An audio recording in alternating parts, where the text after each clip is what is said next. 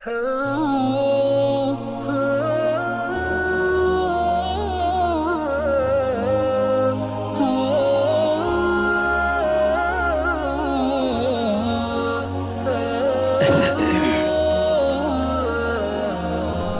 بالله من الشيطان الرجيم. بسم الله الرحمن الرحيم. إن الذين آمنوا والذين هادوا والنصارى والصابئين من آمن بالله واليوم الآخر وعمل صالحا فلهم أجرهم عند ربهم ولا خوف عليهم ولا هم يحزنون.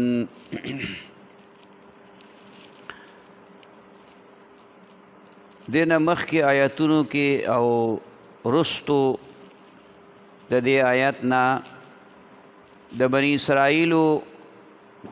د مختلفو حالاتو د مختلفو موقعو ذکر کئی.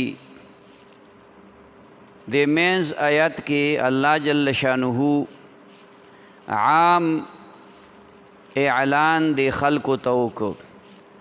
چې د الله پاک په دربار کې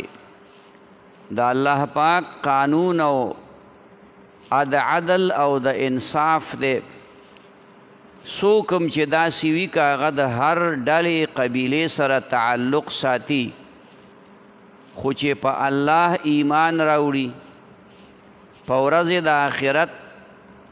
ایمان راوړي او نیک اعمال وکړي الله به دوی ته اجر ورکوي. دا که هر هغه خلق دی چې هغوی ایمان راوړی دی او په دې ایمان ثابت قدم پاتې شي. نو دغه زمانه کې خو صحابه کرامو او هغوی ایمان هم کامل راوړی او هغوی په دې خپل ایمان ثابت قدم هم و. البته بعضې خلق داسې وو چې هغه منافقانو نو هغوی به په خولې باندې د ایمان اظهار کو خو په زړه کې ایمان نه و. نو دغه خلکو ته الله پاک دا ووی چې دغه خلق چې هغوی په خولې ایمان راوړی دی که دوی صحیح ایمان راوړي په الله او په آخرت وغیره چې څومره د عقایدو او د ایمانیاتو خبرې دي په دې ایمان راوړي. او هغه خلق چې یهودیان دي هغوی ایمان راوړي یعنی په خاندان او په قبیله دا یهودیان دي خو چې ایمان راوړو نو یهودیت هغه مذهب ختم شو. البته خاندان به هغوی بني اسرائیل به حسابیږي په خاندانی لحاظ سره. دقه رنګ نصوارا دا هغه خلق دی چې هغوی د انجیل د حضرت عیسی علیه السلام د تابعدارۍ دعوه کوي. اگر چې نه یهودیان په خپل کامل دین صحیح او نه نصوارا په خپل دین باندې کامل صحیح خو دعوه خو یې دغه لرله. او څلورم قسم خلق هغه دی چې هغې ته صابئین ویلی کېږي. صابي اصل کې چې کوم دی د دې معناګانې مختلف عالمانو کړي دي خو دا معنا یې زیاته مشهوره ده چې دی د ستورو عبادت کوي. عبادت الکواکب یعنی د ستورو عبادت کوونکي. نو دا هم شرک دی د الله پاک نه علاوه چې څوک د څه څیز عبادت کوي د ونې د ګټې د بوټي د انسان د چا هم چې عبادت کوي نو هغه ته مشرک ویلی کېږي. دی دا نوم مستقل ځان له په دغه وجه یې ښودلی و چې دی د بوتانو په ځای باندې د ستورو عبادت کو. دا ستوري دوی ډېر لوی د خیر څیز ګڼه شر او خیر یې د هغې نه ګڼل. او په جاهلیت دور کې څه داسې خبرې هم وي چې دا پلانی ستوری راوخیږي نو بیا دا چل کېږي او پلانی ستوری راوخیږي نو بیا دا چل کېږي. دا عقیدتاً دا هغوی خبره وه د عقیدې خبره وه. ټیک د ستوري د خدای د قدرت لوی علامې دي او په ستورو باندې لارې معلومیږي پستورو باندې رڼا، پستورو باندې د قبلې سمت او د شمال او د جنوب سمتونه معلومیږي. دا جدا سیس دی. دغه خو د الله پاک پیدا کړي دا مخلوقات د مختلفو فیدو د انسان د پاره دي. خدا د چې د دې لایق نه دي، د دې قابل نه دي چې د ستورو د عبادت وکړي شي. نو چې کله داسې وشي چې دا په ظاهره ایمان راوړونکي دوی هم صحیح ایمان راوړي، باطینی زړه، او یهودیان نصارا او د ستورو عبادت کوونکي دوی صحیح ایمان راوړي او بیا داغه ایمان په مطابق باندې نیک اعمال هم وکړي، نو همیشه به دوی په خوشحالۍ کې خدای به لوی بدلې او اجرونه دي ته ورکړي. او په یو حالت کې به چې کم د مرحلې په انسان د تکالیفو را روانې دي، لکه د مرګ نه ځنکدن دی، بیا چې کبه د مرګ نه پس قبر ته تلل دي، دا ګرانې او داسې مرحلې دي چې هلته کې بیا خپلوان، رشته دار، مالونه، دولتونه، دا یو څیز هم په کار نه راځي. که په کار راځي انسان ته نو نیک عمل به چې کوم دی په کار راځي، په دې کې به هیڅ خطره پې نه وي او هیڅ چې کبه دی پریشانی او غمجن بنئ. نو دې آیت کې الله د دغې خلکو ذکر فرمایلی، ان الذین آمنوا بېشک هغه کسان چې ایمان یې راوړی، والذین او هغه کسان هادو چې یهودیان دي، والنصارا او نصارا دي، والصابئین او عبادت کوونکي دي د ستورو. من آمن بالله هغه چا چې ایمان راوړه په الله کامل دی. د نورو خو د هغې دپاره خو د من آمن بالله ټکې صحیح دی، او د دې مؤمنانو دپاره وان الذین آمنو دې نه مطلب دا دی چې دوی په دې خپل ایمان ثابت قدم پاتې شي، یا ته دا مطلب دی چې کم په دې کې منافقان دي په خولې باندې ایمان وایي چې دوی د زړه نه ایمان راوړي. من آمن بالله هغه څوک چې ایمان یې راوړه په الله، والیوم الاخر او په ورځې د آخرت باندې دا یقین وي چې موږ به د مرګ نه پس ژوندي کیږو او الله پاک به موږ سره د خپلو اعمالو حساب کوي. وعمل صالحا او عمل وکړ نیک، فلهم اجرهم نو دوی دپاره بدله د دوی د اجر د دوی د عند ربهم په نزد د رب د دوی، ولا خوف علیهم نه به وي یره په دوی، ولا هم یحزنون او نه به دوی غمجن شي په دغه سختو مرحلو کې. وَإِذْ أَخَذْنَا مِيثَاقَكُمْ هر کله چې واغستله مونږ وعده ستاسو نه، ورفعنا فوقکم الطور او پورته که مونږ ستاسو د پاسه کوهي تور لره، خذو اموې درته چې ونیسئ ما هغه آتیناکم چې درکړه مونږ تاسو ته بقوة په مضبوطیا سره، واذکروا او یاد کئ ما هغه فیه چې په دې کتاب کې دي، لعلکم تتقون دې دپاره چې تاسو ځان بچ کئ د جهنم د اور نه بچ شئ. دا واقعه په دغه طریقه باندې راغلی وه چې اول کتاب کله میلاو شو نو بني اسرائیل ووی یهودیانو دا خبره وکړه چې دا کتاب مونږ ته پته نه لګي تا د کوم ځای نه راوړی دی. مونږ به هله ومنو چې الله پاک پخپله ووایي او مونږ یې واورو. هغې دپاره اویا کسان بوتلل. الله پاک ورته اعلان وکړو چې دا کتاب ما موسی علیه السلام له ورکړو، په دې عمل کوئ. نو الله پاک خو دې لیدی نه شو، نو دې ورته ووایي موسی علیه السلام ته چې بای دا څه پته لګي تا په دې غر کې څوک کېنولی، دا خبرې هغه وکړي هټ درمه او زدیان خلکو. نو وی البا منو چې الله پاک منګه په ښکاره ووینو. نو الله پاک په تندر راوغورځو ټول یې مړه کړو. بیا موسی علیه السلام خدای دا ژوندي که زه چې لاړ شم خلکو ته به څه ویم، دا خو د لکونو خلکو نه منتخب کسان دي، دا خو ممبران دي، اوس دا چې کومه دی تا مړه کړه دلته راته الله بیا ژوندي کړو. دغه ذکر مخکې وشو. بیا دغه کسان خو راغله نو قوم ته ووی چې الله پاک وی چې په دې کې کوم ګران احکام نو هغې باندې عمل مه کوئ، خیر دی. دي خو سخت خلکو الله ورته بعضې احکام لږ غوندې سخت راوستي، لکه اوس مثلا زمونږ دین کې دا ده چې کپړه دې پلیته شوه نو خو بس وینځه، نو 3 پیرې چې دې وینځله کپړه به پاکه شي، مخکې دینونو کې بعضې دینونو کې داسې هم و چې کپړه به دې پلیته شو نو بیا په پاکېدو نه کېدله قینچي به دې کړه کټ به دې کړه لر به دې کړه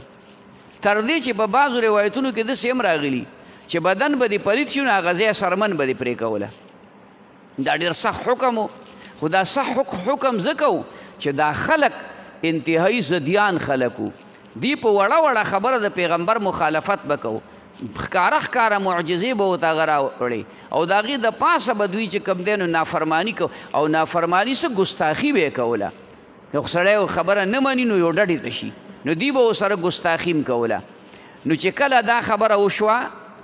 وی چې یاره الله وی که عمل پې کوئ ښه ده که نه کوئ نو هم څه خاص خبره نه او یاره کوم پکې لږ ګران احکام دي نو په دې عمل مه کوئ زه خیر دی نو بیا هغوی ټول تورات پرېښوده په ټول تورات باندې عمل نه کو نو چې نه کو نو الله جبرئیل علیه السلام ته وویل د کوهي تور نه یو دړه واخله جبرئیل علیه السلام خو عظیم قوت لري 600 وزرې دي د یو وزر یو څوکې 4 ښارونه صدوم 4 ښارونه هغې ته د یو وزر یو څوکه ورښکته کړه د ځمکې یخ ته او اسمان ته یې اوچت کړه هلته یې را الټه کړه د لوط علیه السلام قومو او ځمکې ته یې راوبغول او بیا یې پې د پاسه کاڼو باران وورو الله خو لوی طاقت ورکړ نو هغه د غر نه یو ټوکړه راوچته کړه وی منئ که نه منئ تاسو دا دروغ ولې وایې تاسو ته یو حکم شوی دی او تاسو چې کوم دی نو بل څه وایې نو دوی فورا په سجده باندې پرې وی منو منو منو بعضې روایاتو کې راغلي دي وایي دوی په دې چې په سجده پرېوتل نو په دې یوه سترګه په دې ګوټ باندې به یې کتل چې راغورځوي یې که نه راغورځوي یعنی د هغې د پاسه چې بلکل مرګ په سر دی او بیا هم چې کوم دی هغه زړه کې هغه شیطانې او هغه ورانې موجود دی دا هغې واقعې ته اشاره ده چې تاسو نه موږ وعده واغسته چې په دې کتاب به عمل کوئ ستاسو اویاو کسانو دا وعده وکړه چې او موږ به خپل قوم ته دا خبره ورسو خو چې کله تاسو رالی نو بیا مو خبره بدله کړه بیا مو چې کومه دی ووی چې که څوک مني او که څوک نه مني او که کم مني او هغه نو الله وایي مونږ د باندې کوهي تور در پورته که او دا مو ورته ووایي چې اوس منئ که نه منئ او اوس یې ومنئ مونږ چې څه درکړه هغه ومنئ او په قوت او طاقت سره مضبوط کلک عمل پې وکئ د هغې د پاسه دوی خلکو وروستو چې کوم دی نافرمانیانې او څه او څه دا کوله ثم تولیتم بیا واپس شوئ تاسو من بعد ذلک پس د دینه یعنی سره د دینه چې دا دومره د عذاب یو شکل تاسو ولیده بیا د هغې نه بل طرف ته لاړئ هغې نه مو بیا انکار وکړ فلولا فضل الله علیکم که چرې نه وی فضل د الله په تاسو ورحمته او رحمت د الله لکنتم من الخاسرین نو خامخا شوی به وی تاسو د تاوانیانو نه د قیامت هغه تاوان او د دنیا تاوان هغه رسوایی او شرمندگی دا به در باندې الله عذاب به در باندې الله راوستی وی خو د پیغمبر د وجود په وجه باندې چې موسی علیه السلام په تاسو کې موجود دی هارون علیه السلام موجود دی هغه د هغې په برکت الله په تاسو باندې چې کوم دی عذاب را نه وسته او د هغه عذاب نه الله پاک بچ کوي ولقد علمتم الذین اعتدوا په تحقیق سره معلوم دی تاسو ته هغه کسان اعتدوا منکم چې زیاتې وکړو تجاوز د حد نه وروړېدو ته ویلی کېږي تجاوز زیاتې وکړه ستاسو نه فی السبت په ورځې د خالي کې فقلنا لهم نو اوی مونږ دوی ته کونو شی قردة خاسئین شادوګان ذلیله دا د داود علیه السلام په زمانه کې شو دا د موسی علیه السلام نه رستو خبر داود علیه السلام د الله پاک پیغمبرو دی بنی اسرائیلو ته الله پاک را لېږلی نو د دې بنی اسرائیلو دپاره د خالي ورځ هغه د عبادت ورځ وه مبارک ورځ وه په هفته کې لکه څنګه چې زموږ دپاره د جمعې ورځ ده مبارک او د عبادت ورځ خو زموږ دپاره پکې سهولت ډېر دی هغه دا دی چې د مانځه پورې هم ته د دنیا کار کولی شي خو چې کله اذان وشو نو بیا به د دنیا کار نه کوې بیا به فوراً چې کوم دی د مانځه انتظام او چې کله مونځ وشو هم تا ته اختیار دی که بیا ځي لکه دوکاندار دی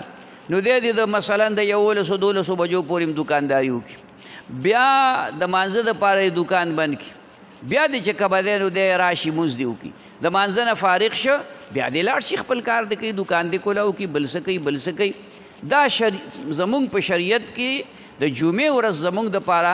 د عبادت ورځ ده خاص د عبادت چې هغې ته د جمعې مونځ ویلی کېږي او برکتي ورځ ده د خیر ورځ ده په ټوله هفته کې چې کوم دی افضله ورځ ده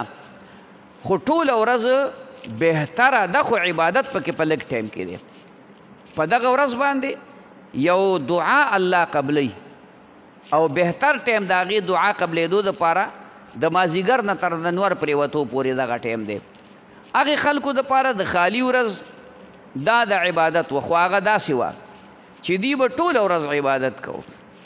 او دوی به ټوله ورځ کې د دنیا ټک نه کو دوی د دریاب په غاړه باندې اوسېدل د دې کاروبارو میان نیول نو چې میان نیولي کاروبار دا بیا نیول او خرڅول وې هغې باندې به خپل روزګار کو نو دا عجیبه غوندې د الله امتحانو چې په نورو ورځو کې به دوی جالونه اچول میان به راوښکل او په دغه خالی په ورځ باندې به دا میان د اوبو د سر له راغلي ګرځېدل به ټوپونه به یې وال